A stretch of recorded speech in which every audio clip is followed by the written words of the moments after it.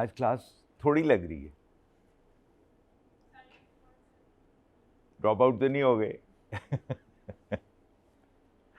Okay class, अस्सलाम वालेकुम। आज डॉक्टर बसमा is not here, she is not well, so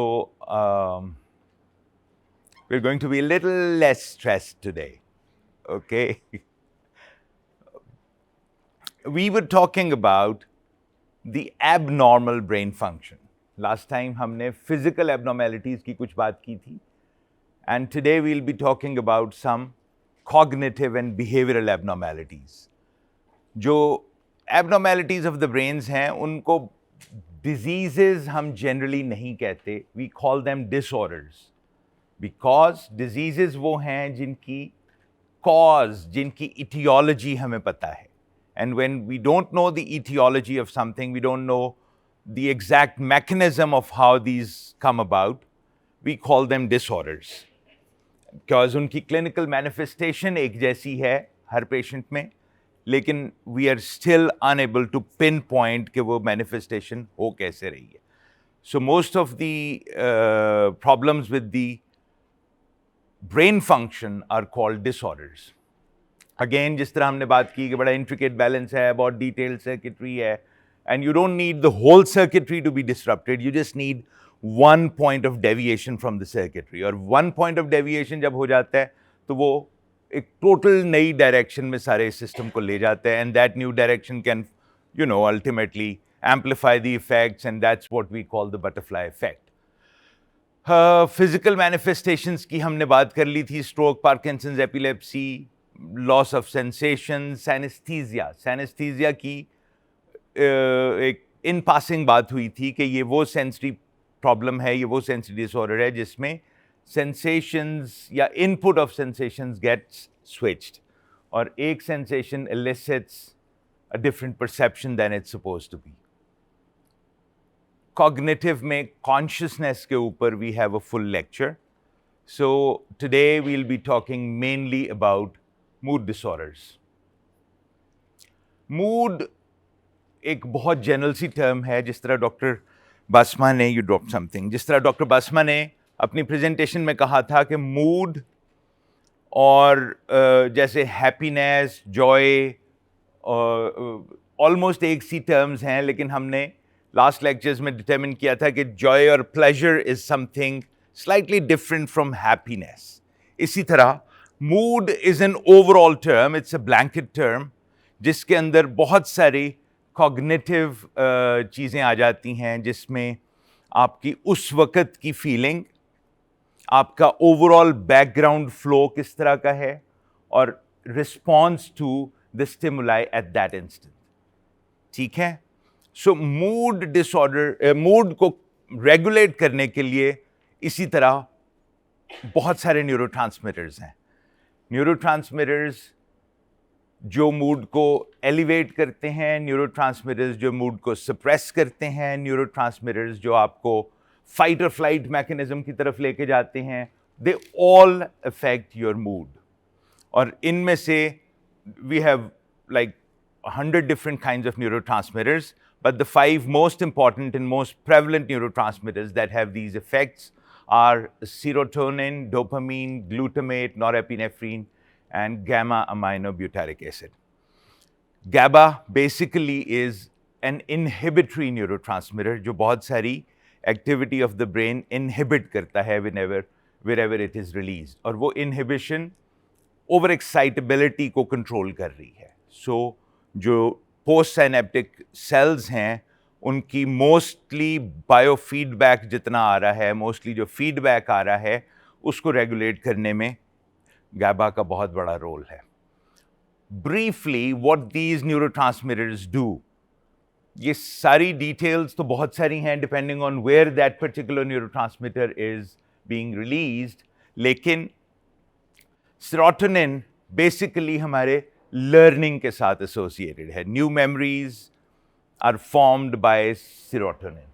जो नए सर्किट्स बन रहे हैं उसमें सेरोटोनिन रिलीज होती है, और वो अगले सेल्स को इंड्यूस करती है to remember that particular set of events जो पहले हुआ है. और उस वक्त जो एक एंग्राम बन गया हुआ है उस सर्किट का, that is stored as a memory. Memory is not stored in one cell, in one synapse. It's stored as an engram in a circuit. ठीक है? So that's what serotonin mainly does. और ये हमारा happiness hormone भी है. We call this the happiness hormone because in most circuits, it's related with good feelings, the pleasant feelings, nostalgia, memory or happiness.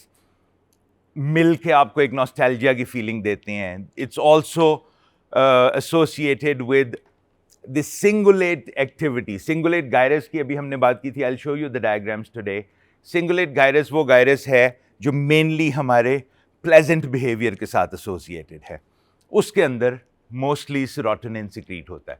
Dopamine, dopamine वो जो हमें balance करने की, हमारे बिहेवियर को स्टिमुलस मिलती है, वो डोपामीन से मिलती है. Dopamine is released at times when we have to weigh the reward and punishment of a certain situation.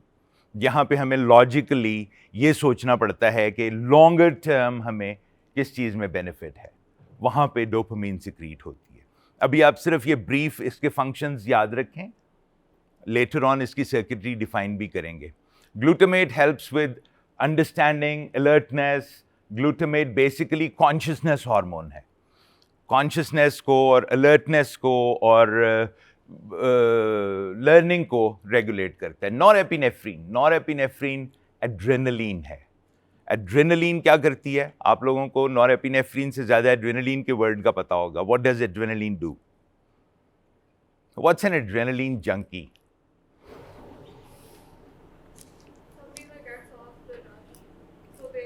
Of the rush. Yeah, so like you feel like a thrill because your heart starts beating really fast. Yes. आप बताओ. Yeah, it's just saying like their physiological changes are associated with adrenaline release, like the heart starts beating faster. Heart starts beating faster. The muscle glucose levels in the blood increase. But what are the manifestations that you feel other than heart beating faster? So maybe strength. So like Maybe a little strength, but it's actually not strength, it's response time, which gets shorter. Anything else you can think of? Fight or flight. This is a fight or flight hormone. लेकिन वो body में करता क्या है? It kind of makes you a little more anxious. It kind of makes you a little more ready for action. So it doesn't wake you up. Doesn't it also like reduce the adenosine buildup to also wake you up? No, it's got nothing to do with actual level of your alertness or awakeness. ये आपकी existing activity की physiological preparation कर रहा है for any rapid action. उसकी बहुत सारी manifestations हैं. एक इधर भी हाथ आया था. जी बेटा.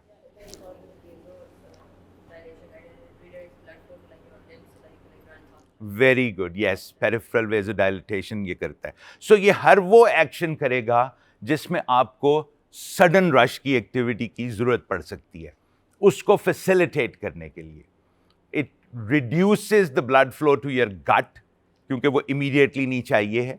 It enhances the blood flow to your muscles. It enhances the blood pressure a little bit so that the heart increases its rate of beating, heart increases its output, and consequently blood pressure rises a little bit. To get you more oxygen, it also makes you breathe faster. And since all these mechanisms have a awareness, जो doctor बसमा ने आपको external stimulation और internal stimulation की बात की थी, ये आपको अपने इंटरनल मिलिन्यू के लिए अवेयर भी करता है. एंड इसी के डिसऑर्डर की वजह से एंजाइटी और वो सेल्फ प्रोपगेट होती है. जो ही आपको अवेयरनेस हो, heart beating faster is something totally different from you feeling the heartbeat. Heart may not actually beat faster, but you can start feeling your heartbeat. और कई दफ़ा बहुत तेज़ भी हार्ट बीट कर रहा हो, you will not feel it. So ये वो जो awareness है, ये उसको भी बढ़ाता है. So norepinephrine is the fight or flight hormone. GABA acts as mainly inhibitory neurotransmitter और feeling ये basically वो जो आपने शायद बात की थी, वो जो baseline state है, रेस्टिंग स्टेट ऑफ ब्रेन की, उसमें GABA एक्ट करता है। इसी तरह feeling of relaxation, reduce stress, it's got inhibitory effect on the pain perception, वो जो कल डॉक्टर बसमा बता रही थी, ये सारी चीज़ें GABA करता है। So in very brief terms, serotonin is learning, dopamine is pleasure and reward, glutamate is cognition and memory, norepinephrine fight or flight, and GABA is relaxation, calm. ठीक हो गया? Neurotransmitters और भी बहुत सारे हैं, but these are the main neurotransmitters that may come about in different discussions of mood. आप लोगों को लास्ट टाइम मैंने बिल्कुल जाते हुए एक असाइनमेंट दी थी। How many of you have brought in your assignment? ये असाइनमेंट्स आप हैंड ओवर कर देना, जस्ट सो दैट, नहीं पहले हैंड ओवर कर दो, क्योंकि आगे तो we are going to talk about this. ले लें इनसे असाइनमेंट्स। हाँ, just a piece of paper, that's it.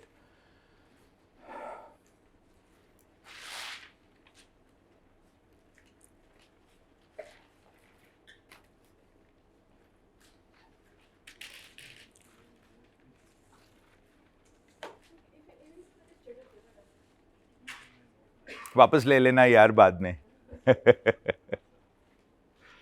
तो इसलिए ले रहा हूं कि अब आप लोग और ना ऐड करो उसके अंदर ना।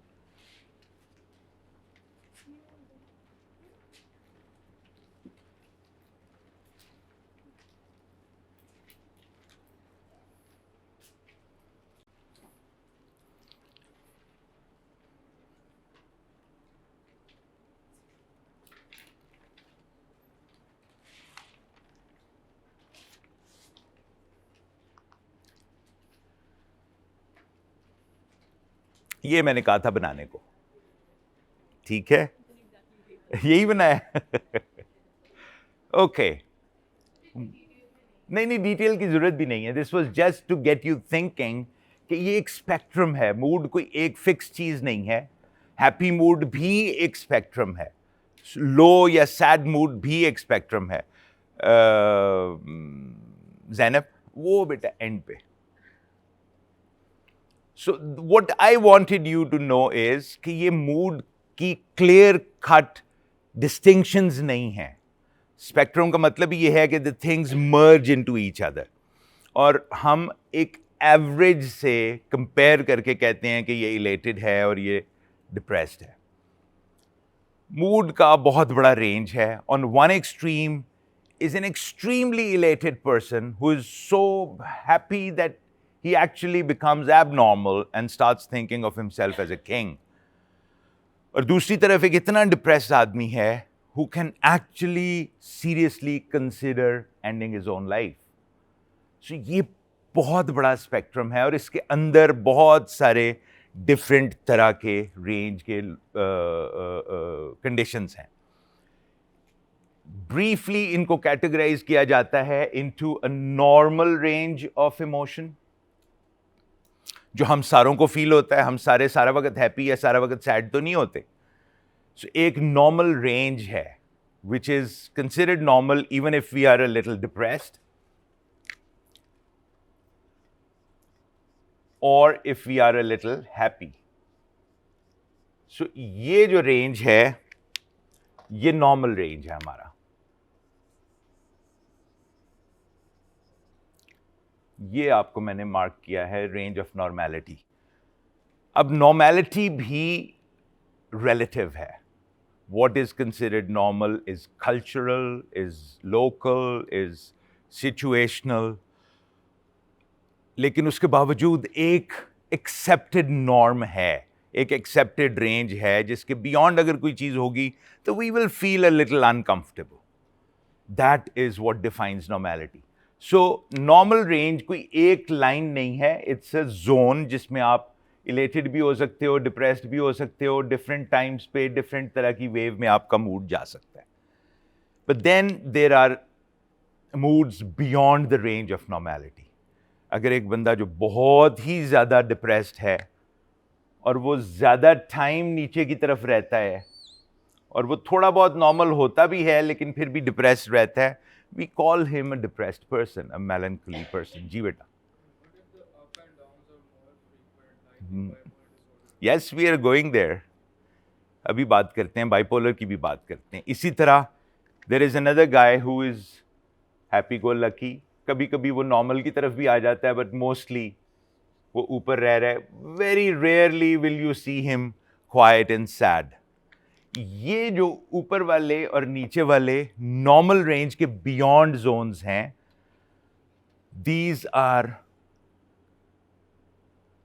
वो ग्रे जोन्स, वो फ्रिंज जहां पे ग्रॉस एबनॉर्मेलिटी और माइल्ड एबनॉर्मेलिटी का ओवरलैप है. ठीक है. इसकी एग्जांपल एक ये भी हो सकती है कि एक there is this guy who is very happy, who is doing things to the extent that he becomes a little socially awkward. वो जो सोशल डिस्कंफर्ट दूसरों को दे रहा है ना, that takes him into that zone. जहां तक आप सोशली, जो फ्रंटल लोब आप लोगों का जो आपको इनहिबिट करता है फ्रॉम डूइंग सोशल एबनॉर्मेलिटीज, अगर वो सही फंक्शन कर रहा है तो वो, even if you are extremely happy, you don't go out shouting and screaming in the corridor, right? But if there is somebody who does that, he is not abnormal, but he is a little uncomfortably odd, right? वो इस zone में आती है. हमारे mostly poet सारे जो हैं वो इस जोन में, ठीक है. And then there are zones of extreme abnormalities, जो बिल्कुल फ्रैंक मेनिया है, फ्रैंकुलेशन है. वो एबनॉर्मेलिटी इन द सेंस कि वो बिल्कुल सोशल कॉन्टेक्स्ट को कंसिडरेशन में नहीं लाते. And then there is another category जो बिल्कुल ग्रॉसली डिप्रेस्ड है. Yes, yes, they're not conscious of it. If they were, they wouldn't do it, right? So ये उसी चीज को थोड़ा सा कैटेगरीज में डिफाइन कर रहा है. Euthymia is when there is no abnormality. जी पुत्र.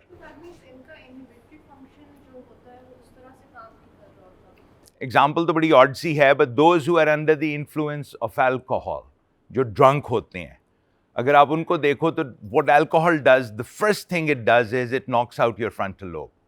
And suddenly when they start getting drunk, they become loud, they become disinhibited. सड़क पे चलते हुए लोगों के साथ मजाक करेंगे. That's what inhibition of frontal lobe does. So yes, they are disinhibited. उनका वो जो social inhibition वाला जो वो control है, that is lost. So, Sarah, I'm still a little confused that why are we even taking the social context into the equation? Because every single culture has a different. Yes, yes. यही तो मैंने बात start में की थी कि this is totally relative. What is normal here may not be normal elsewhere. Africa में not wearing clothes is totally normal. किसी को tribes ऐसी हैं, but that's not normal in our culture. इसी तरह हम लोग जो बहुत सारी चीज़ें हैं जो कल्चरल कॉन्टेक्स्ट में होती है. तो normality is not absolute, normality is always relative, and it's relative to the cultural context. ठीक है.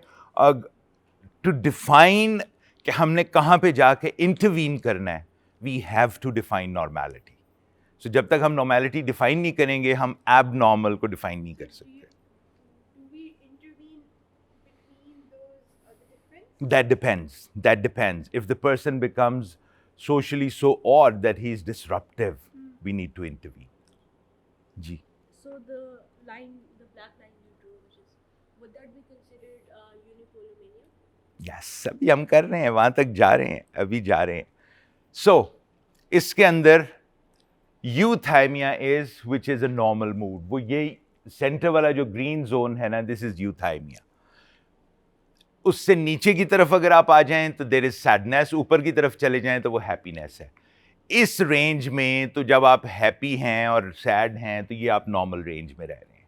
ठीक है. लेकिन अगर आपकी हैप्पीनेस इलेशन और हाइपोमेनिया में चली जाती है, हाइपोमेनिया उसको कहते हैं जो मेनिया से नीचे है. Mania is Frank abnormality, and anything below mania but outside the normal zone is called hypomania. ठीक है. हाइपोमेनिया, जैसे मैंने आपको एग्जांपल दी, एक बंदा है जो बिल्कुल नॉर्मल बिहेव करता है, लेकिन A+ लिया है और बाहर जाके वो फायरिंग करनी शुरू कर देता है, that's a little odd, right? So एक दफ़ा तो ऑड बिहेवियर चलो हो जाता है, लेकिन अगर आप परसिस्टेंटली इस तरह की चीज़ें डिसइनहिबिटेड कर रहे हो तो you will be labelled hypomania, ठीक है? इसी तरह माइल्ड डिप्रेशन जिसमें आपकी सोशल एक्टिविटी अफेक्ट होनी शुरू हो जाती है। नॉर्मल सैडनेस तो हम सबको फील होती है, लेकिन जहाँ पे आपका सोशल, जहाँ पे आपको डिप्रेशन से आपका स्कोर ड्रॉप करना शुरू हो जाए, that is somewhere where we need to intervene. Severe depression वो है जिसमें आप बिल्कुल अनएबल टू फंक्शन होते हो, that is severe depression. You're not changing clothes, you don't want to shave, you don't want to eat. That is severe depression. And in the end, any psychiatric problem, anxiety, depression, mania, जब वो gross abnormality की तरफ चली जाती है जिसमें बंदा अपनी एनवायरनमेंट से कांटेक्ट लूज कर जाता है, दैट इज कॉल्ड साइकोसिस. And any psychiatric illness, when it goes to an extreme, rubs shoulders with psychosis.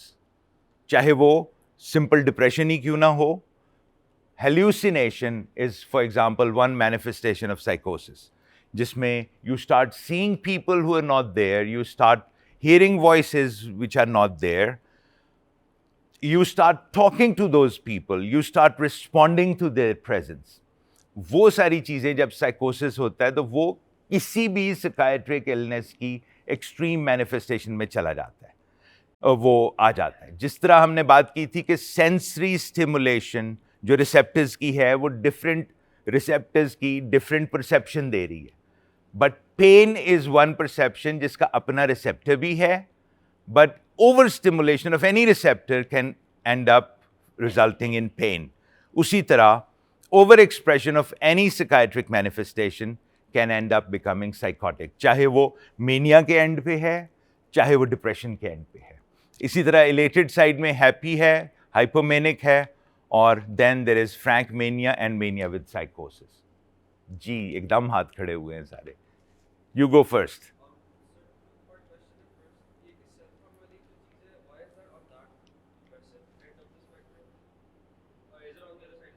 कौन सी क्या चीज?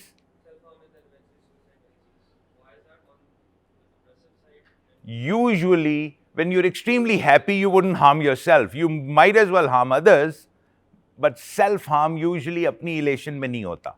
Psychosis में हो सकता है. Psychosis में there are voices that can tell you to jump off the roof and you will fly, right? So वो आप उड़ने के लिए छलांग मार दो, वो और बात है, but उसमें आपकी intention to harm yourself नहीं है. I'm sorry, can you please speak a little louder? What's the neurological? We're getting there. Why self-harm is the thing that ends up physically और तो कोई चीज़ नहीं करते when we're depressed, no? I still didn't get your question. Self-harm, suicide is one manifestation which comes out when you don't want to continue whatever you're doing. You don't want to continue living. You want to end whatever you're doing. अगर आप उस situation में से निकल सकते हो in any form, any way, you try to do that. But there are people who find it totally impossible to get out of that situation. So one thing that they decide to do is they kill themselves. ठीक है? My question is, how is this binary? Like, what about other emotions, just anger? Like, wouldn't there be like a different scale for that or getting placed at? नहीं, हम emotions की बात नहीं कर रहे, moods की बात कर रहे हैं. इमोशंस में तो एंगर भी है, इरिटेबिलिटी भी है, इमोशंस में एंग्जाइटी भी है. हम इस वक्त सिर्फ मूड की बात कर रहे हैं, जो हैप्पी मूड है या सैड मूड है, उसका स्पेक्ट्रम है. वो बाकी एंग्जाइटी वाली बात अभी नेक्स्ट इसमें करेंगे. जी पुत्र. Louder. Extreme mania or extreme depression Uh-huh. would make you experience psychosis, right? Yes. But with extreme anxiety, when you're like extremely scared, कि आपने you believe कि हाँ घर में कोई है, and you actually start hallucinating and you start hearing people walking, you start hearing sounds, and then you see faces or whatever, या फिर कोने में दिखेगा कि कोई खड़ा हो गया क्लियर. आगे. happen, like, Yes, it happens. यही मैं कह रहा हूँ कि कोई भी चीज़ एक्सट्रीम से बियॉन्ड चली जाए तो वो साइकोसिस में चली जाती है. But why? Yes, the frontal lobe stops functioning, हम उसकी बात करते हैं. I just wanted to ask कि जो ये with the diagram and everything, it is like even the graph that you made, it seems a pretty constant कि time linear चल रहा है. But there's some like even with seasonal depression या with dysthymia and all, they're dependent on which cycle of time you're in or like what season or whatever. तो उसमें तो it's you're pretty okay, you're in the normal range of function and mood throughout the year, but during several months you'll be with severe depression or something like that. तो फिर where would they lie within this? वो ये जो definitions है ना, ये definitions mood swings की हैं. For example cyclothymia and bipolar disorder, they both swing between depression and elation, but cyclothymia की स्विंग का एम्पलीट्यूड कम है और बाइपोलर का एम्पलीट्यूड ज्यादा है, राइट? इसी तरह साइक्लोथाइमिया के साथ एक और टर्म होती है, इट्स कॉल्ड रैपिड साइक्लर्स. 4 दिन उनका मूड ठीक रहता है, 6 दिन. ये जो हम साइकिल्स की बात करते हैं, ये cycles over weeks and months होते हैं. when a bipolar person is in mania, he stays in mania for a month or two and then gradually drifts back to normal and then sometimes overshoots to depression. So rapid cyclers की amplitude वही है, but उनकी wavelength छोटी हो गई है. इसी तरह जो आप बात कर रहे हो सीजनल डिप्रेशन की, उसमें बहुत हद तक वो नॉर्मल जोन में रहते हैं and then when the time comes they go into depression और गो इनटू इलेशन. सो ये ग्राफ्स की डिफरेंट फॉर्म्स हैं. सो ये टाइम लीनियर ही है, लेकिन उनकी मैनिफेस्टेशंस फर्क है. Quick question. One question, you said कि bipolar or like cyclothymia में there's like Ups and downs. moods, right? So why does borderline not come into the category of mood disorder, because the emotions that are felt are very extreme as well? Borderline is a personality disorder. Personality disorder और mood disorders बहुत different चीज़ें हैं.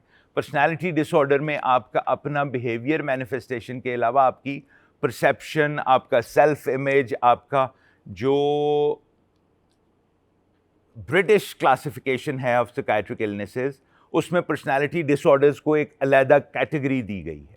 जो American classification है उसमें उसको अलहदा category नहीं देते. वो कहते हैं कि पर्सनैलिटीज़ बैकग्राउंड का वो ओशन है जिसके अंदर आपके मूड्स और आपके बाकी साइकियाट्रिक डिसऑर्डर. सो साइमल्टेनियसली एक बंदे को जब डायग्नोज करते हैं वो, तो उसके अंदर वो पर्सनैलिटी डायग्नोसिस अलहदा simultaneous and manifestation of that psychiatric illness अलहदा साइमल्टेनियस हो रही है. साइकियाट्रिक इलनेस जो ब्रिटिश क्लासिफिकेशन है उसमें वो कहते हैं कि no, personality disorder, personality types होना और चीज़ है, personality disorder is a totally separate category of illness in itself. ठीक है? So we are not very clear about how to overlap these things, लेकिन ये सारी चीज़ों का एक दूसरे के ऊपर इफेक्ट होता है. आगे मैं एक वो सर्कल्स वाली डायग्राम में आपको दिखाऊंगा जो हमारा बिहेवियर, हमारा मूड, हमारी परसेप्शन, ये सारी ओवरलैप कर रही हैं और उनके ओवरलैप से हमारा एंड आउटपुट निकलती है बिहेवियर की. In being depression, is the basis of self-harm and suicide the same, or like can we say suicide is an extreme form of self-harm in a depressed person, or are they fundamentally different? Like are they trying to accomplish something different with self-harm? It all depends. जो depression है वो उसकी cause बहुत मुख्तलिफ तरह की हैं. Number one, there is a secondary depression, there is a thing called secondary depression जिसको bereavement कह देते हैं. Some person very close to you passes away and you are sad. That sadness is normal. If you're not sad, that's abnormal, right? लेकिन अगर वो sadness linger on कर जाए for years and years, that becomes bereavement. Bereavement भी depression है, वो एक manifestation है, but that's secondary to a loss. जो primary depression है उसकी कोई external cause नहीं है. We don't recognize any external cause and still the person is depressed. There is no reason for that person to be depressed, but the person is still depressed. So हर बंदे की cause different है और उसी तरह self harm की cause, suicide की cause different चीज़ें हैं और सारी it's too complicated. लेकिन ये आप you're just trying to put things in baskets, in buckets so that you can differentiate one from the other and try to manage them. इसकी distinction generally नहीं है. try to understand ये जो हमारा behavior है, it's like an ocean. अब for the lack of any other example मैं आपको बार बार ocean की example दे रहा हूँ. It's like an ocean जिसमें waves आती हैं. वो waves behavior की भी हैं, वो waves हमारी perception की भी हैं, वो layers different outward expression की हैं, वो layers different introversion की हैं, लेकिन वो सारी मिल के हमारी एक बिहेवियर की मैनिफेस्टेशन शो कर रही हैं. समझ रहे हो? और इसलिए उनको हम क्लियरली डिस्टिंग्विश नहीं कर सकते.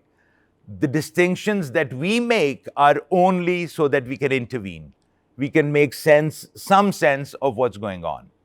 और अगर हेल्यूसिनेशंस हैं, हर साइकोटिक पर्सन हेल्यूसिनेट नहीं करता, लेकिन कुछ में हेल्यूसिनेशन होती हैं, कुछ के अंदर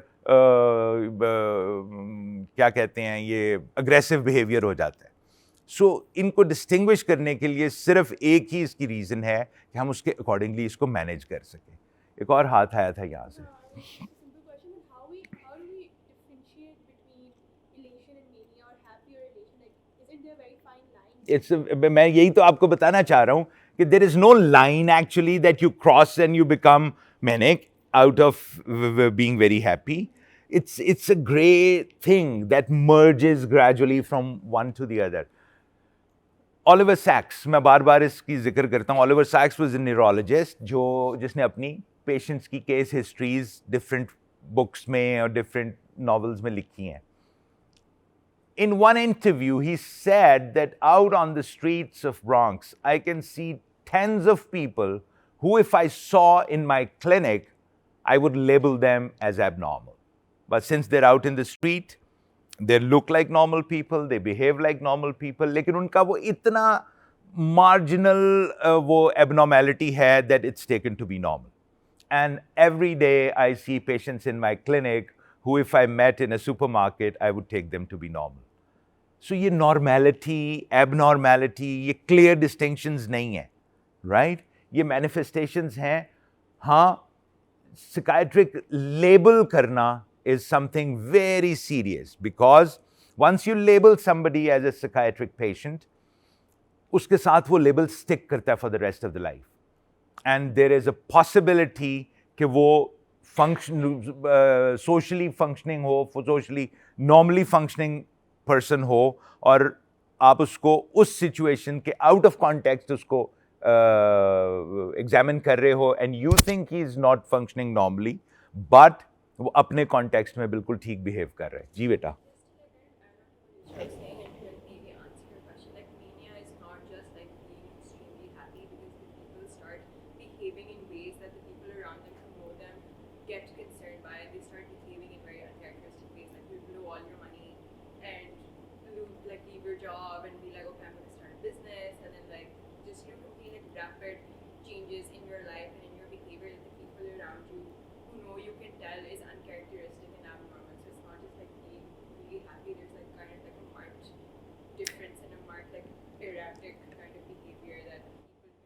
Very nicely put.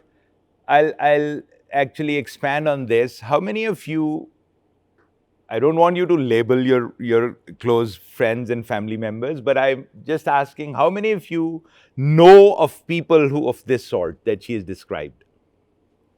It's not uncommon, right? And all of these people are not psychiatric patients. They're not under treatment. And इसी तरह डिप्रेशन वाले स्केल पे भी बहुत सारे ऐसे होंगे जो डिप्रेस्ड हैं, who could benefit from help, but they're functioning normally and you don't label them as abnormal people. So we'll be quick. आगे चलते हैं. ये वो waves वो जो आप पूछ रही थी ना, यूथाइमिया की, किसने पूछी थी? आपने पूछी थी? Unipolar mania. Euthymia is the normal part जो इस green zone के अंदर है. Then जो साइक्लोथाइमिया है वो ग्रीन जोन से बाहर है, नॉर्मल इलेशन से थोड़ा सा ऊपर, नॉर्मल डिप्रेशन से थोड़ा सा नीचे, लेकिन सिक्लिकल है. आप यू कैन क्लियरली आइडेंटिफाई कि आज ये बड़ा खुश है और 2 दिनों बाद यू फील कि अनशिवन आया है, आज इसका ये ओहो, आज इसका वो फेज चल रहा है. वो जो फेजेस है ना, वो साइक्लोथाइमिया है. इसी तरह हम उसके आगे अगर वो एबनॉर्मेलिटी के मार्जिन्स की तरफ चले जाते हैं तो they become cyclothymic disorder. क्योंकि they start affecting your daily activity. Cyclothymic disorder से भी अगर बियॉन्ड चला जाता है और वो एक सर्टेन लाइन क्रॉस कर जाता है, जो इस आपने बताई कि वो इरेटिक बिहेवियर की तरफ चला जाता है, तो that enters the abnormal zone. और एबनॉर्मल जोन ऊपर वाला इज मेनिया, नीचे वाला इज पैथोलॉजिकल डिप्रेशन। अगर वो बहुत नीचे ज़्यादा स्टेज रहता है और ऊपर कम जाता है, you call it monopolar depression. अगर वो मेनिया की तरफ ज़्यादा जाता है तो you call it monopolar mania, but usually these are swings. और कई दफ़ा वो नीचे वाली स्विंग इतनी शॉर्ट लिव्ड होती है that you fail to identify it, और आपको लगता है कि वो पेशेंट परपेचुअली मेनिया में है, बट वो परपेचुअल मेनिया नहीं होता, देयर यूजुअली स्विंग्स। इसी तरह जो बिल्कुल एंड वाला है वो डिसऑर्डर में साइकोसिस साथ सेट्स इन, एंड साइकोसिस इज ग्रॉस एबनॉर्मेलिटी, जिसमें व्हेन यू लूज सोशल का भी उसमें ताल्लुक नहीं है, you lose touch with reality, you do not understand the stimuli that are getting into you, और वो रियलिटी आपकी चेंज होनी शुरू हो जाती है। जी। So basically in cyclothymic temperament and cyclothymic disorder, how do you differentiate between them, like time? Yes, time and the severity. Severity अगर वो नॉर्मल फंक्शनिंग है, अब डिप्रेशन होने के बावजूद वो क्लास में आता है, पढ़ाई करता है, रीजनेबल स्कोर से पास भी हो रहा है, तो दैट्स साइक्लोथाइमिया। लेकिन अगर वो उसकी पढ़ाई इफेक्ट होनी शुरू हो जाती है, that's cyclothymic disorder. Sir, can the psychosis be short-lived or triggered by an event, or is it like a permanent or? Again, it depends on the cause of psychosis. Post-traumatic stress disorder is a disorder that induces psychotic behavior in normal people because they have actually undergone an extremely stressful situation in the past. और ये जो PTSD है, ये usually war veterans में होता है या usually abused children में होता है। So anything similar to that event can trigger a memory of that event and can actually induce a psychotic behavior. And sir, follow-up to it, can CPTSD also result in psychosis? Yes, yes, yes. In the ending of the last lecture, we talked about how depression has its own circuitry in the brain, Mm-hmm. and it's triggered outside of the realm of other things. So We're getting there. I'm gonna ask, okay, like, We're getting there. ठीक है। So depressive disorder. Depressive disorder, चूंकि ये commoner है, you see more depressed people than you see manics. You see more sad people. Sadness का एक अपना glamour भी है थोड़ा सा. That's why most of our poets are sad. ठीक है। There is a हमारे culture में there is that romanticism attached to sadness, और वैसे भी sadness is a lot commoner than elation, than mania. So we'll briefly go into a little bit of detail of how sadness comes about. इसी की to a large extent opposite is elation and mania. Sadness में different तरह की sadness है, जो अभी आपने किसी ने पूछा था seasonal affective disorder का। इसमें depression, major depressive illness, you're depressed all the time, full stop. ये वाला, ये major depressive नहीं, major depressive इससे भी नीचे जाएगा. So when somebody is depressed all the time, that's a major depressive illness. Seasonal depressive illness is कि वो normally जब routinely spring, summer, winter वो ठीक है. The moment autumn आता है, falling leaves, dull weather, और साथ ही वो depressed होना शुरू हो जाता है. That's seasonal affective disorder. वो depression सिर्फ poetic depression नहीं है. We're talking about something serious, something abnormal. Bipolar depression, that's that part of bipolar disorder जिसमें वो depressed है, लेकिन उसके साथ swings of mania भी associated हैं. Postpartum depression. This is an extremely common thing in our culture. Not in our culture, everywhere actually. There are women who fall into depression after giving birth to a child.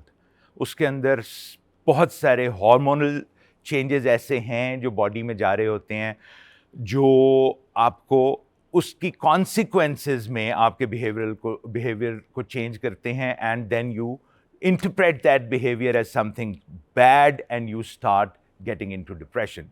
You stop caring for your kid, you don't like the situation that you're in. Or postpartum depression is an extremely under recognized problem even in our culture in West.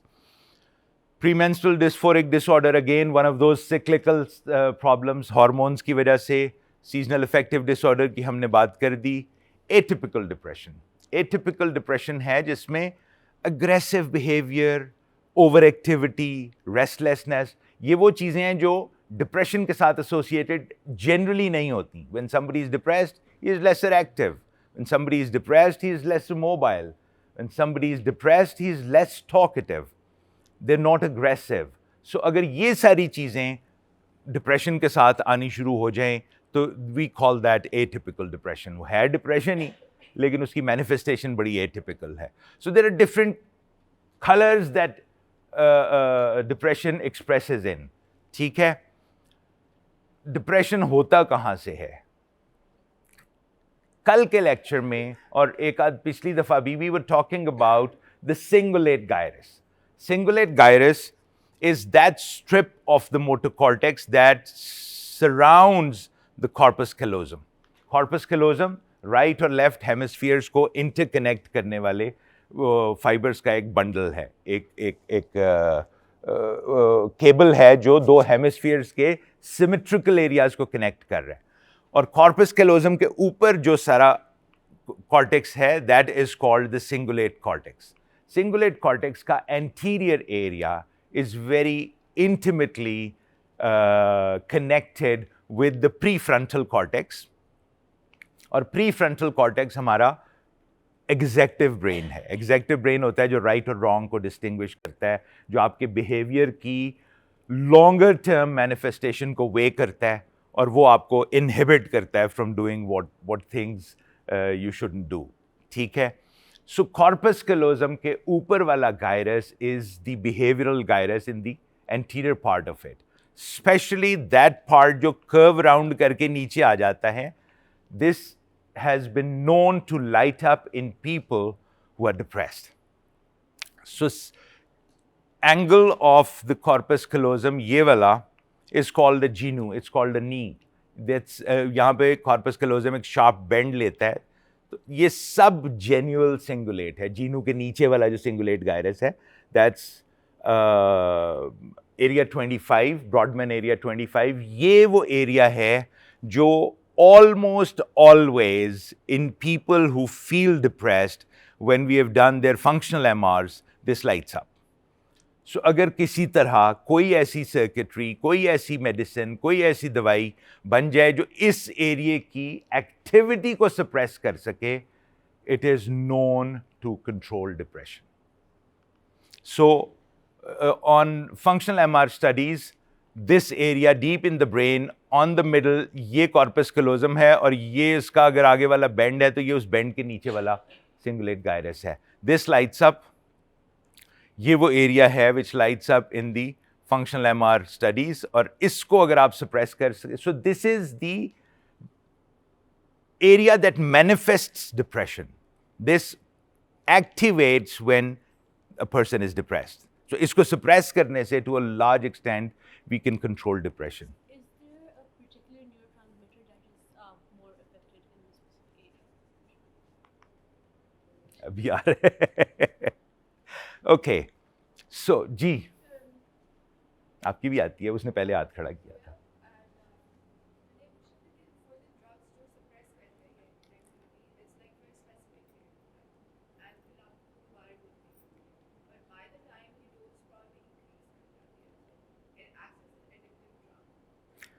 बेटा, it all depends. मैंने अभी बात की, you came in a little after we discuss the earlier part of the class. Depression की aetiology बहुत different तरह की है. कॉज को एड्रेस करना इज द ट्रीटमेंट. आप उसकी सिर्फ मैनिफेस्टेशन को कंट्रोल कर लो तो that does not treat a problem, that does not treat a disorder, it just controls the manifestation of the disorder. Pain killer ले लेने से पेन की कॉज नहीं ख़त्म हो जाती, राइट? सो इसी तरह जो एंटी डिप्रेसेंट ड्रग्स हैं, they are suppose to actually compensate for the loss of neurotransmitter that there is. और once they compensate, बहुत हद तक उसके रिस्पॉन्स में सेल्स के अपने रिसेप्टर्स कम हो जाते हैं और ज़्यादा हो जाते हैं. सो डाउन रेगुलेशन और अप रेगुलेशन ऑफ रिसेप्टर्स वो मैकेनिज्म है जिससे उसकी डोज अल्टीमेटली हमें बढ़ानी भी पड़ती है, और यही वो मैकेनिज्म है जिससे एक दफ़ा सर्किट नॉर्मलाइज हो जाए तो हमें इसको बंद करके भी डिप्रेशन से छुटकारा मिल जाता है. So there are mechanisms in drugs में जो डाउन रेगुलेशन और अप रेगुलेशन को प्रोमोट करते हैं. फॉर एग्जाम्पल, एक ड्रग है antidepressant which is called SSRI. SSRI stands for selective serotonin reuptake inhibitor. जब न्यूरोट्रांसमीटर सीरोटोनिन रिलीज हो रहा है in synapse, it is suppose to stimulate the post synaptic cell. लेकिन अगर सीरोटोनिन रिलीज कम हो रही है तो एक मैकेनिज्म मैंने आपको बताया था कि जब एक इमीडिएट सर्ज आती है रिलीज की न्यूरोट्रांसमीटर की, तो उसको अगला न्यूरॉन स्टिमुलेट करने के बाद वो सारा न्यूरोट्रांसमीटर रीअब्जॉर्ब हो जाता है. और वो रीअब्जॉर्प्शन प्री साइनेप्टिक सेल में होती है फॉर 2 रीजंस. नंबर 1 कि वो एक पल्स दे के ख़त्म हो गई, एंड फॉर नंबर 2 कि टू प्रिजर्व जो अननेसेसरी लॉस ऑफ न्यूरोट्रांसमीटर हो रहा है, साइडों से बाहर निकल रहा है, उसको भी वो रोकने के लिए वो रीअब्जॉर्प्शन हो जाती है. Reabsorption actually limits the availability of serotonin for the synapse. और अगर ऑलरेडी वो कम रिलीज हो रही है तो SSRI drugs inhibit the reuptake of that neurotransmitter. So bioavailability of neurotransmitter बढ़ाती हैं वो, right? So जब वो bioavailability बढ़ाएंगी तो it can manifest in either way. Originally अगर उसके अंदर न्यूरोट्रांसमीटर ज़्यादा था तो there is a certain number of receptors that it's suppose to stimulate. अब वो न्यूरोट्रांसमीटर कम हुआ हुआ है. न्यूरोट्रांसमीटर जब कम होगा तो laser number of receptors will be stimulated. लेकिन अगर उसकी रीअपटेक उसने इनहिबिट कर दी है तो वही नंबर ऑफ रिसेप्टर्स स्टिमुलेट होना शुरू हो जाएगा जो पहले हो रहा है. सो इस केस में you are actually treating depression. इस केस में you are not just treating this symptomatic thing. इसी तरह जो बेंजोडायज़ेपिन्स हैं, बेंजोडायज़ेपिन्स नॉर्मल न्यूरोट्रांसमीटर्स नहीं हैं.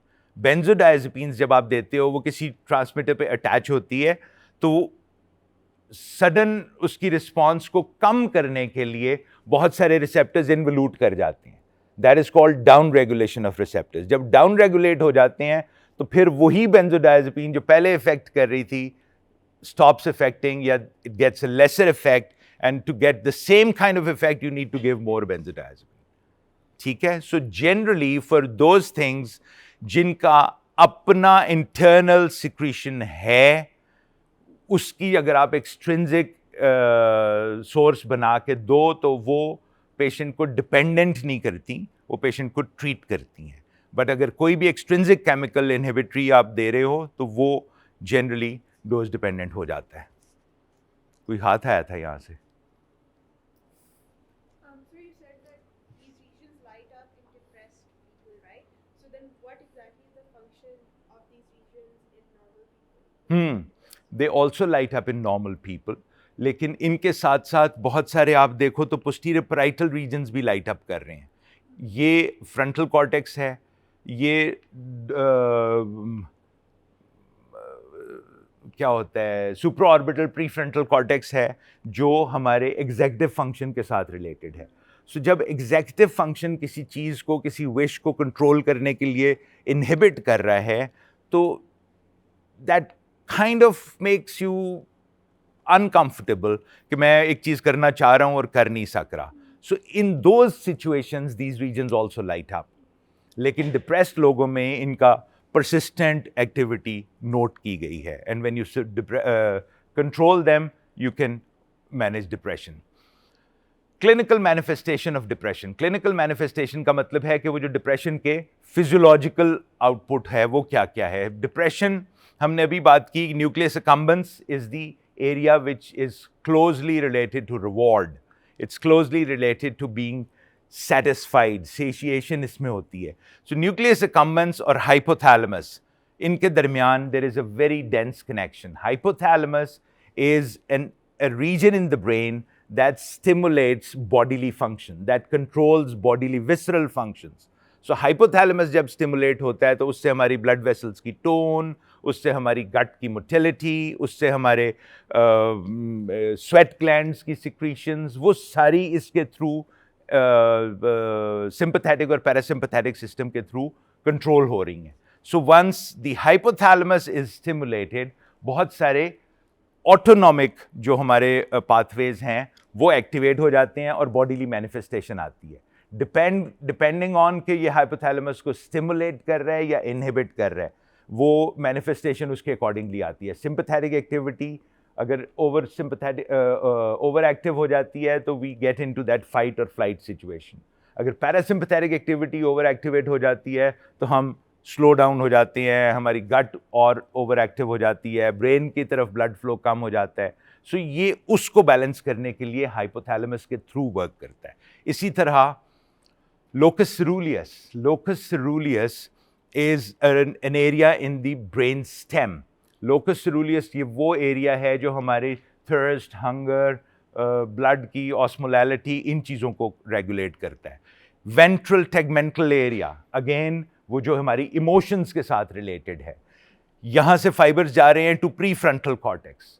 प्री फ्रंटल कॉर्टेक्स वही एग्जीक्यूटिव ब्रेन है जो हमारे इनहिबिशन को करे. सो ये सारी जो anterior frontal circuitry hai, that is involved in our emotional control, regulated through the hypothalamus and causing the bodily manifestations.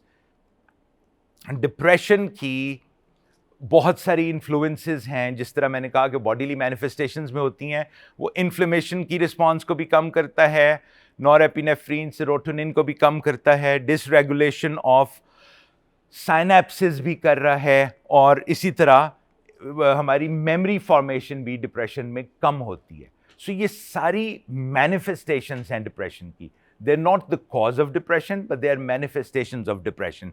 And उसके अंदर जो 3 न्यूरोट्रांसमिटर्स एक्टिवली इन्वॉल्व हैं, which was your question, are norepinephrine जो उसकी बॉडीली मैनिफेस्टेशन को regulate कर रही है, आर डोपामीन जो हमारी एक्टिविटी के लेवल को रेगुलेट कर रही है, अवेयरनेस को, अलर्टनेस को, और साथ सेरोटोनिन है जो हमारी इंटरनल परसेप्शन को रेगुलेट कर रही है. ठीक है. इन तीनों के ओवरलैप से एक्चुअली ये यहाँ पे एक ओवरलैप्ड एरिया होना चाहिए था जहाँ पे बैलेंस्ड मूड है. शायद वो आ रहा है. Okay. Bipolar affective disorder, I need to rush through the rest of them क्योंकि हमने बहुत टाइम डिप्रेशन पे लगा दिया है. बाइपोलर अफेक्टिव डिसऑर्डर हमने मोस्टली डिस्कस कर लिया है. बाइपोलर अफेक्टिव डिसऑर्डर की सिर्फ एक चीज़ आपको पता होनी चाहिए कि bipolar affective disorder is not just a mood disorder. Bipolar affective disorder की बायोलॉजिकल कॉजेज भी हमें मिलनी शुरू हो गई हैं. It is a genetic problem, it is an epigenetic problem. ये फैमिलीज़ में रन करता है और उसमें रन करने की वजह जेनेटिक भी है और एपीजेनेटिक भी. एपीजेनेटिक का मतलब है कि जिसके फैमिली में कोई बड़ा बाइपोलर है तो वो उसके बिहेवियर से भी वो इन्फ्लुएंस होना शुरू हो जाता है. इसी तरह हमारी जो एनवायरनमेंट है उसमें बहुत सारे सब्सटेंसेस हैं जो आपके मूड स्विंग्स को ऑल्टर करते हैं और वो बाइपोलर डिसऑर्डर को इंड्यूस करते हैं. न्यूरोनल चेंजेस आने शुरू हो जाते हैं इन तीनों फैक्टर्स की वजह से, genetic, epigenetic and environmental factors. Neuronal changes में बाकायदा जो हमारा कनेक्टोम है, we have found that the connectome changes as the person gets more into the disorder. और वो कनेक्टोम के चेंजेस जो हैं वो मोस्टली फ्रंटल लोब में हो रहे हैं. Altered membrane permeability, dendritic spines loss. Dendritic spine होती है जो receiving end of the neuron है, उसके अंदर जिस तरह हमने वो ओशन के अंदर सरफेस एरिया बढ़ाने की बात की थी, डेंड्राइट्स बहुत सारे बनते हैं so that more neurons can connect to it. So वो जो डेंड्राइट्स बन रहे हैं उनकी स्प्राउटिंग कम हो जाती है इन पेशेंट्स में. सो दे लूज कनेक्शंस जो एग्जिस्टिंग हैं and they actually can not form new connections. इसी तरह hyper excitability of certain neurons हो जाती है, माइटोकॉन्ड्रियल मैलफंक्शन वगैरह वगैरह, इसको भूल जाएं. Circuitry of the brain matter, frontotemporal grey matter, यही हमने बात की है कि मेनली फ्रंटल लोब का डिसफंक्शन है. टेम्पोरल लोब जो मेमोरी से रिलेटेड है ये उसको भी अफेक्ट करता है, but secondarily. Primarily this is a disorder of the frontal lobe. Systemic consequences की हमने बात कर दी, बिहेवियरल कोरिलेट्स जो उसके आउटवर्ड एक्सप्रेशंस हैं. Anxiety, anxiety in a way is a lateral deviation from depression and mania. Depression और mania अगर एक एक्सिस पे है जो मूड हमारे को इलेटेड और डिप्रेस्ड कर रहा है, तो anxiety is a totally different thing जो हमारी फंक्शनिंग को स्ट्रेस दे रही है, और वो स्ट्रेस की वजह से बॉडीली रिस्पॉन्सेज आती हैं जो मेनिया में और डिप्रेशन में भी आती हैं, लेकिन उनमें स्ट्रेस नहीं होता.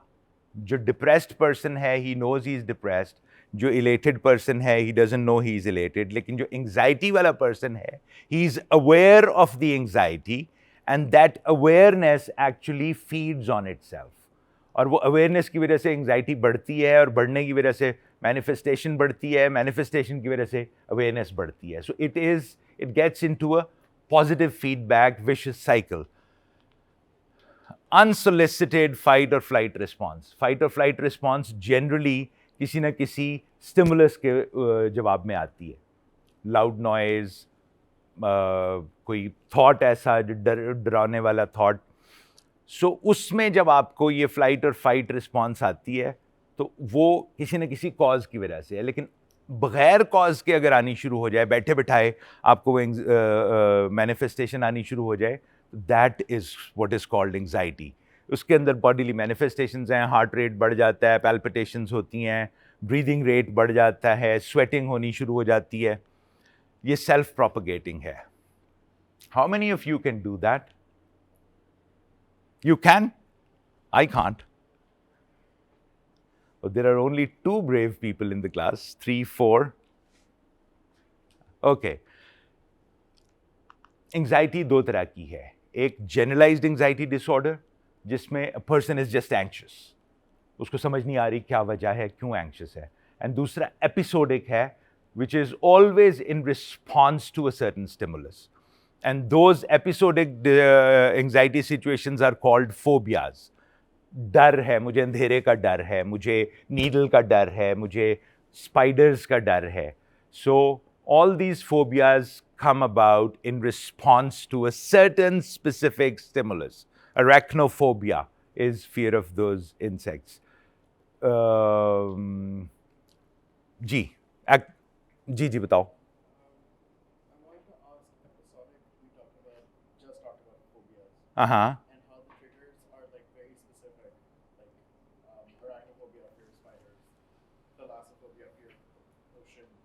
What if the trigger was a little bit more vague? Like, for example, I have anxiety, and it's triggered. It's not always there, but it's triggered when a certain threshold of academic stress has been reached. We all have that anxiety. After it gets there, I sort of get stuck into this loop in which I'm not working enough, and because I'm not doing that, I'm wasting time, and I'm not doing enough, and I'm wasting time. Like, it's less specific. Does that come under generalized or episodic? That comes more likely under procrastination. मेरा ख्याल है. मैं यही आपको बता रहा हूँ, ये चीज़ें are not very clearly distinguishable. बहुत सारे फैक्टर्स हैं जो बहुत सारी मैनिफेस्टेशंस करते हैं, and there is a huge overlap. आपको डिप्रेशन में भी एक सर्टन स्टेज पे जाके पैल्पिटेशंस होनी शुरू हो जाती हैं कि हुन पता नहीं की होएगा. आपको मेनिया में भी पैल्पिटेशंस होनी शुरू हो जाती हैं, एंग्जाइटी में तो होती ही होती हैं. So just having palpitations doesn't mean you're either anxious or a manic or depressed, right? इसी तरह एंग्जाइटी का ट्रिगर हो जाना from certain events does not necessarily mean that it's a phobia. You don't have a phobia of exams. You don't have a phobia of studying. It's just a manifestation of your early, or what should I call it, easily triggered anxiety. So maybe they're triggers. I wouldn't call them specific phobias. So it is a part of manifestation of generalized anxiety. लेकिन इस तरह की generalized anxiety को हम long term medication नहीं देते. इस तरह की एंग्जाइटी की बॉडीली मैनिफेस्टेशन को अगर हम कंट्रोल कर दें तो it stops feeding on itself and you get out of that cycle. So अगर हार्ट बीट की परसेप्शन जो आपकी हो रही है, अगर हम उसकी परसेप्शन को ही इनहिबिट कर दें तो you will stop being more anxious than you already are, right? तो इस तरह, और वो सिर्फ तब दी जा सकती है when you are likely to get into that situation. Alright? Okay, so episodic और जनरलाइज्ड है। इसकी मैनिफेस्टेशंस में tachycardia is increase in heart rate. जी पुत्र।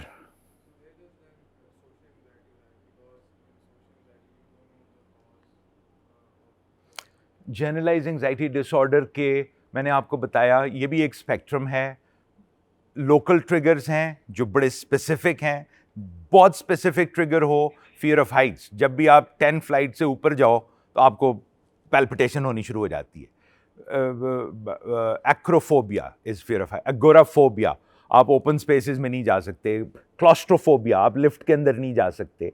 ये वो फोबियाज हैं जिनमें बड़ी स्पेसिफिक सिचुएशन है कि आप बंद स्पेस में नहीं जा सकते। लेकिन सोशल एंजाइटी इज सच ए वेग थिंग जिसमें आप फॉर एग्जांपल स्टेज पे चढ़ोगे तो social anxiety can be triggered.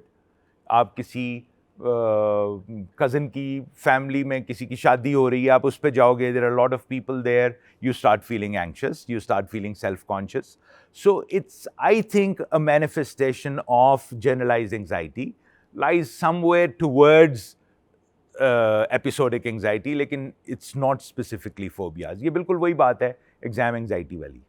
ठीक है जी बच्चे। I'm having trouble kind of distinguishing between anxiety and fear now because it's kind of overlapping. Yes, they are. Okay. And secondly, I was kind of wondering how does high functioning anxiety then work? Yes, high functioning anxiety doesn't feed on itself. You're anxious, and that anxiety doesn't cause anxiety. So it's like So anxiety actually makes you work more and study more instead of feeling कि ओह मैंने time waste कर दिया अब क्या करूँ, और वो सोचते रहो और टाइम मजीद वेस्ट हो जाए और फिर आपको और सोच आए। That is a self feeding anxiety. लेकिन अगर आप उस एंग्जाइटी की जो थोड़े से स्ट्रेस की रिस्पॉन्स में आप और काम करते हो ना, that is called high functioning anxiety. in that we also have the loop, right? Because it's like you get anxious and then you like start breaking and then when you just keep on breaking because that's also bad because then you just keep breaking. Yeah, that's also bad, लेकिन बात यही है ना कि ये सारी चीज़ें relative हैं। If it's an exam situation, it's not bad. If you're supposed to have fun and you're still anxious and still studying, I would call it bad. No, but like let's say for work, हाँ। if you don't have an exam, I think it's like bad. work. Yes, यही तो मैंने कहा, even if you don't have an exam, आप पढ़ रहे हो, it's not bad, लेकिन अगर आप सिर्फ इस चक्कर में पढ़ रहे हो कि मुझे एंग्जाइटी हो रही है, that's bad. ठीक है, पढ़ना is never bad वैसे। Tachycardia, palpitations, tachypnoea. पैल्पिटेशंस और टैकिकार्डिया में अभी मैंने बात की, फर्क है। टैकी मीन्स तेज नहीं, it just means rapid. Cardia तेज heart beat. Tachypnoea is increase rate of breath.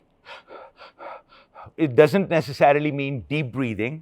It just means the number of breaths per minute is elevated. Palpitations is just perception of that heartbeat. Sweating, trembling, freezing. Syncope. Syncope is when you just fall down unconscious, knocked out.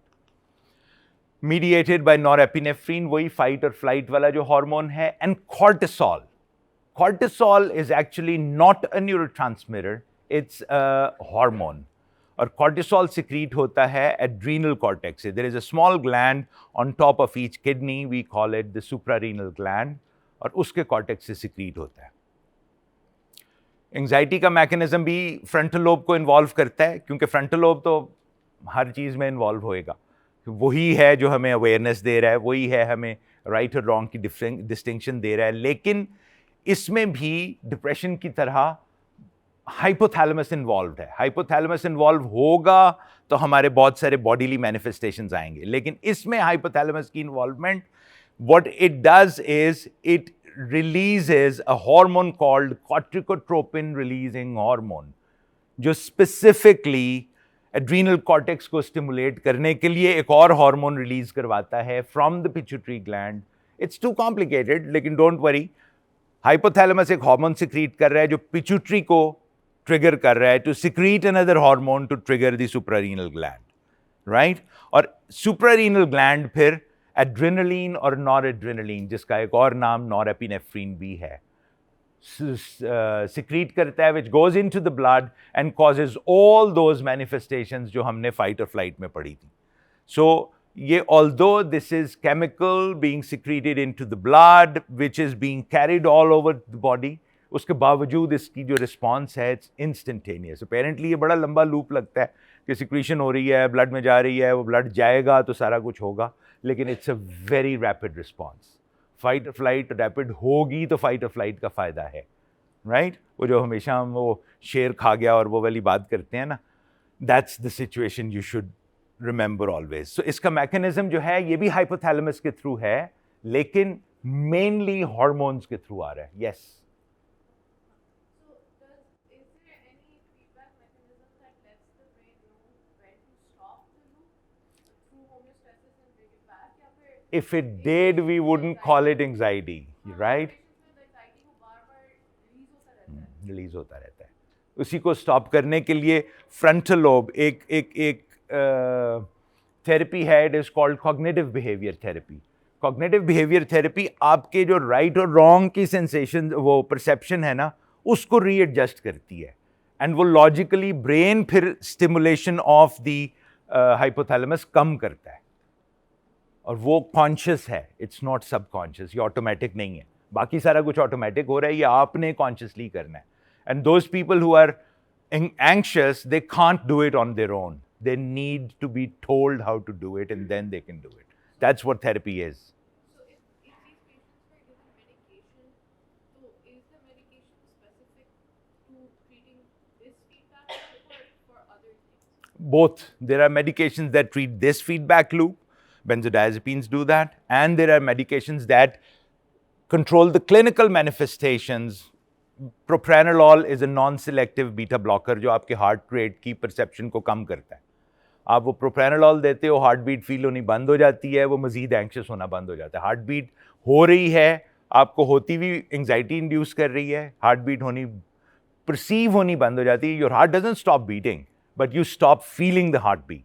And when you stop feeling the heart beat, your body gives you the message that oh, I am good, I am probably not in a serious situation. So उससे आपको वो जो negative positive feedback में आप vicious cycle में जा रहे थे, वो ख़त्म हो जाता है. 5 मिनट रह गए हैं और मेरे पास अभी बहुत सारा कुछ है कवर करने वाला. जल्दी बोलो, स्लो ना बोलो यार, जल्दी जल्दी बोलो. Anxiety attack is like an amalgamation of all of manifestations all at once. Not really. मैंने बताया ना कि वो जिस तरह डिप्रेशन की बहुत सारी manifestations, there is a thing called negative symptom depression, जिसमें ये सारे एंग्जाइटी के कंपोनेंट्स नहीं होते. नेगेटिव सिम्पटम डिप्रेशन के अंदर कोई भी ऐसी मैनिफेस्टेशन नहीं होती जो एंग्जाइटी में होती है. सो हर चीज़ की मैनिफेस्टेशन फ़र्क है, उसका मैकेनिज्म फ़र्क है, लेकिन ओवरलैप बहुत ज़्यादा है. जी पुत्र. हाँ, नॉर्मल पीपल, वो तो जिस तरह रिपल्स ग्रेजुअली डाई आउट कर जाती हैं ना, वो स्टिमुलेशन खुद ही ग्रेजुअली डाई आउट कर जाती है. दोज पीपल जो एंग्जाइटी प्रोन हैं, उसमें वो डाई आउट नहीं करती और वो सेल्फ प्रोपगेटेड रहती है. दूसरा, नॉर्मल लोगों में ये वाला जो एरिया है ना ब्रेन का, pre frontal cortex, that actually forces the loop to stop. आप कॉन्शियसली कहते हो कि कुछ नहीं होना है, हो तो कुछ भी नहीं रहा, and then the heart gradually slows down और the heart beat stops being felt. ठीक है.